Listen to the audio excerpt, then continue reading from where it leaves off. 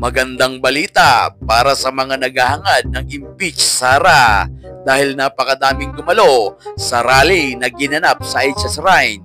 Pwede na nila itong ipagmayabang dahil umabot lang naman ito sa humigit kumulang 500. Mas marami pa ang nagsusumba sa plaza ng Antipolo at siguro ang pagtitipon nilang ito ay kayang-kaya ko silang pagmeryendahin ng tag-iisang mikmik na walang istro. Ang pagtitipon nilang ito ay para ipanawagan sa kamara na aksyonan na ang mga hinain nilang impeachment complaint laban kay Vivi Sara. Anong petsa na? Dumaan ang Pasko, ang bagong taon, natapos pati Chinese New Year, pero hanggang ngayon, ang ating impeachment complaint ay natutulog pa rin sa Office of the Secretary General. Ito ang nagkakaisang panawagan ng mga makakaliwang bibig, ng mga complainant, endorsers at supporters ng mga reklamong impeachment laban kay Sara Duterte. Kasama sa mga nagrally ang grupong Akbayan, Magdalo, Tindig Pilipinas at mga umano'y biktima ng drug war ng administrasyon ni former President Rodrigo Duterte.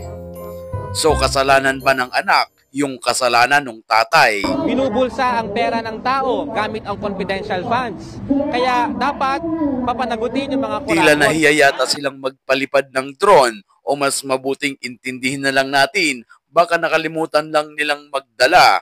Total, mukhang marami naman sila tignan. Ang sabi ni Attorney Zal Panelo, kung pagbabasehan ang dumalo sa rally, mas marami umano ang tutol sa impeachment ng Vice Presidente. Ayon naman sa kalokohang survey ng SWS, 41% ng mga Pilipino ang suportado sa impeachment habang 35% lang ang hindi sang-ayon dito. Kung ganon, bakit kokonti lang ang lumalabas para isigaw ang impeach Sara? Nasaan na ang 41%? At bakit may ganito? Dahil ang mga senior citizen na ito umuwing nagrereklamo, pinangakuan daw sila ng kanilang community leader na mabibigyan pag sumama sa rally. Magkano mapangako? 1,000 po bawat isa. Kasi doon mo na, pagkain mo na, pamasahe mo, doon na lahat kukuhain. Oo. Ngayon, wala pa po. Hindi namin alam kung paano. Kahit papaano lang naman, kung kahit pamasahe may balik, wala pang kain. Dito, At ito pa ang malala sa lahat. Hindi nila masagot ng tama at diretsahan kung bakit sila nandyan sa lugar na yan. At pansinin ang iilan ay mga nakatakip ang mga muka. Robina po, Robina. Robina,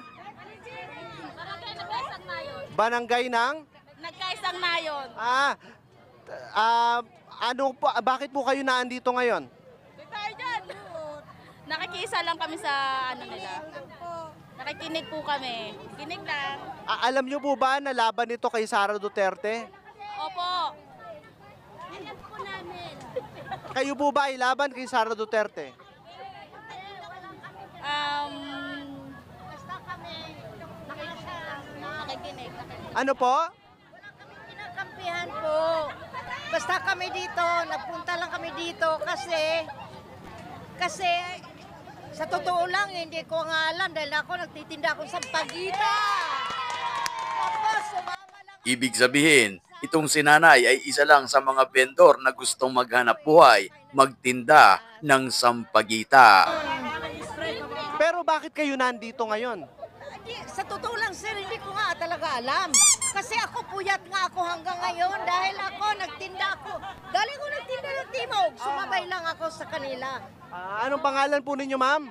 Lorna Palma po. Lorna Palma, ilang taon na ho kayo? Pwede bang secret? Sige, secret. So, si Ma'am Lorna Palma, na sikreto ang edad, nagtitinda ng Sampaguita, hindi niya alam kung bakit siya nandito, napasama siya. Kayo po ay isinama ng inyong mga kagawad, tama po ba? Sino po ang nagsama sa inyo dito? Kayo lang. Bakit po kayo pumunta? At nang tanungin kung sino ang pabor kay Sara Duterte.